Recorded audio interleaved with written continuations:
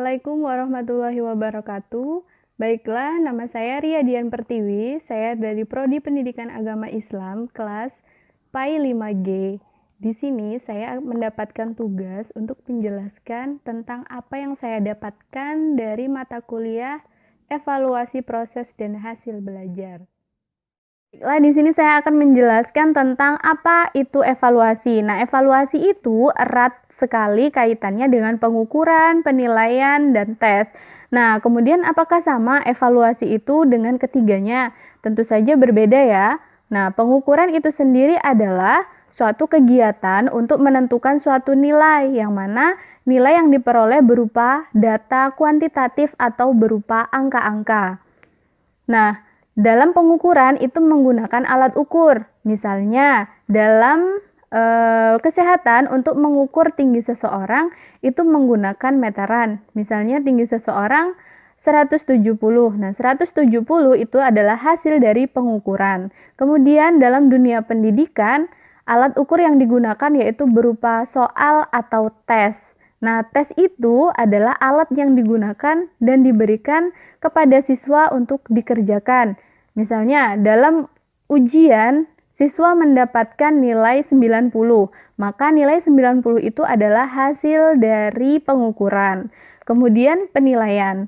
Penilaian itu apa? Penilaian adalah suatu kegiatan yang sistematis dan berkesinambungan, gunanya untuk mengetahui progres atau kemajuan ataupun hambatan dari setiap proses dan hasil belajar yang akan dicapai.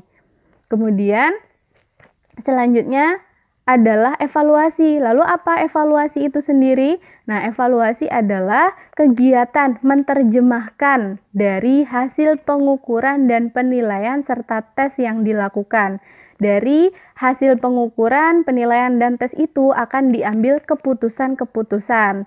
Misalnya, seseorang itu akan naik kelas atau tidak, dan lain sebagainya. Jadi, bisa dikatakan bahwa evaluasi itu adalah sebagai wadah dari penilaian tersebut atau pengukuran tersebut. Nah, selanjutnya setelah kita tahu pengertiannya, apa itu tujuan dari evaluasi? Nah, tujuan dari evaluasi itu sendiri ada dua, yaitu tujuan secara umum dan tujuan secara khusus. Nah, tujuan secara umum yang pertama yaitu menilai hasil belajar dan menyelenggarakan sebagai bentuk pertanggungjawaban terhadap pendidikan baik yang kepada orang tua ataupun kepada pihak sekolah. Kemudian yang kedua yaitu untuk mengetahui ketercapaian pendidikan secara umum. Nah, kemudian secara khusus yang bagaimana? Tujuan secara khusus yaitu untuk mengetahui hasil belajar siswa, yaitu berupa kemajuan, dan untuk mencari atau mengetahui apakah yang menjadi hambatan dari proses pembelajaran itu. Kemudian untuk mengetahui apakah siswa itu bisa naik kelas atau tidak, dan untuk menentukan atau memotivasi siswa, mengenal siswa, dan merangsang siswa untuk melakukan perubahan. Kemudian, fungsi dari evaluasi menurut Zainal Arifin itu ada 4. Yang pertama, fungsi formatif, yaitu untuk memperbaiki atau mencari penyebab dari kegagalan-kegagalan ketika melakukan proses pembelajaran.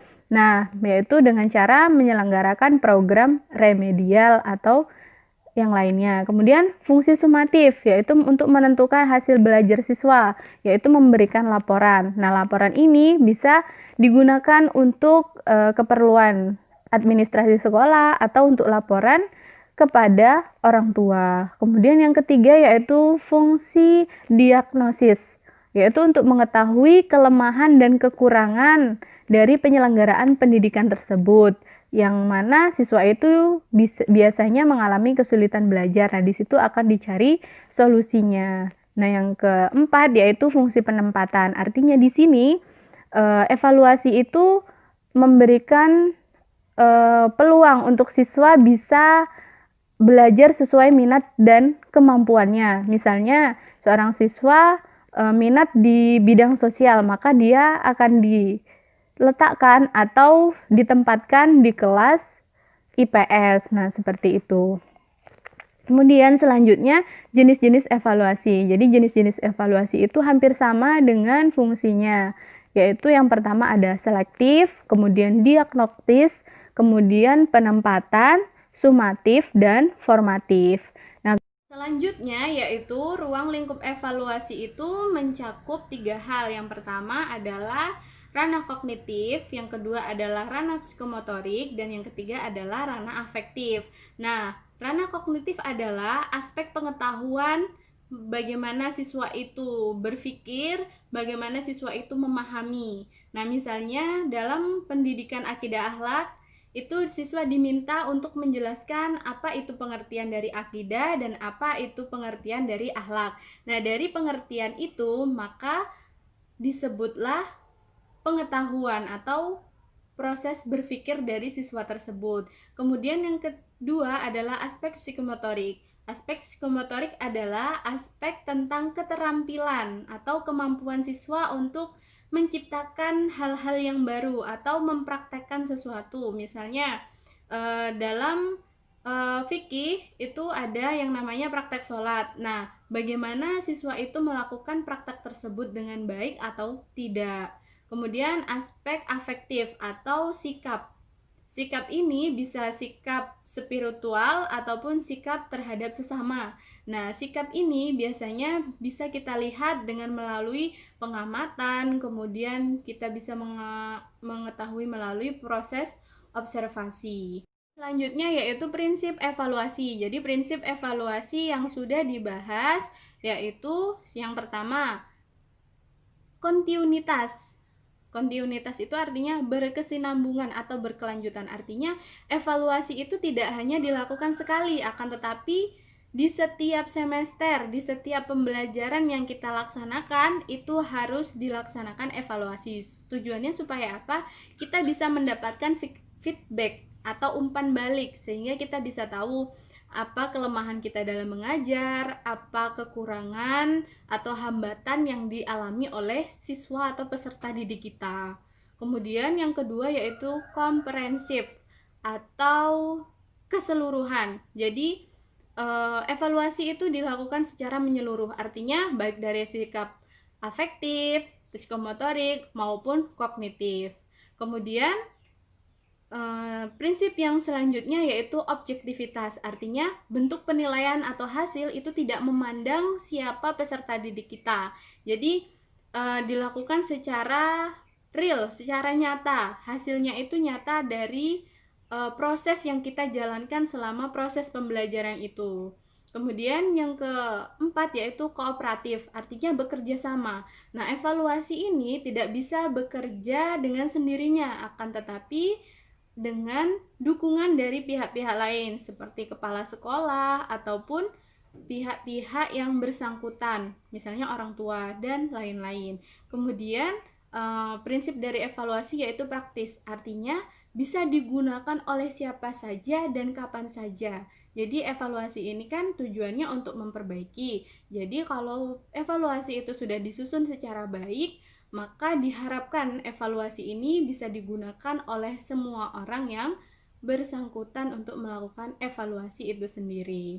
Selanjutnya model-model evaluasi itu ya ada model evaluasi Tyler, kemudian berfokus pada tujuan, kemudian educational system, evaluation model, dan lain sebagainya. Kemudian kriteria penilaian itu yang pertama ya disesuaikan dengan kompetensi dasar, hasil belajar dan indikator, kemudian ranahnya ya ranah kognitif, afektif, dan psikomotorik. Kemudian bentuk dari hasil belajar itu bisa dilihat dari pengetahuannya bagaimana, kemudian sikapnya, keterampilannya, minat dan bakatnya itu terasah atau belum, serta kebiasaan. Selanjutnya, konsep perencanaan dan penyusunan evaluasi belajar itu harus direncanakan, yang mana proses perencanaan dan penyusunan hasil belajar itu harus disesuaikan dengan kompetensi dasar, standar kompetensi, dan indikator. Tujuannya apa? Agar evaluasi itu tepat sasaran, tidak lari dari apa yang kita harapkan yang sebenarnya. Kemudian dalam proses evaluasi itu dibutuhkan instrumen. Nah, instrumen itu apa? Instrumen itu adalah alat yang digunakan untuk melakukan evaluasi, yaitu secara keseluruhan tentunya. Misalnya, ya dengan menyajikan soal atau tes, observasi, wawancara, dan lain sebagainya. Kemudian karakteristik penilaian atau instrumen penilaian itu yang pertama yaitu harus valid, reliable, relevan, representatif, praktis, diskriminatif, dan spesifik serta proporsional. Nah, kemudian dalam pembentukan instrumen itu kan ada soal. Nah, soal itu kita juga harus membuat kisi-kisi. Nah, kisi-kisi itu yang seperti apa? Kisi-kisi itu ya harus sesuai dengan kompetensi dasar, indikator, dan lain sebagainya. Sekian penjelasan dari saya, kurang dan lebihnya saya minta maaf. Wassalamualaikum warahmatullahi wabarakatuh.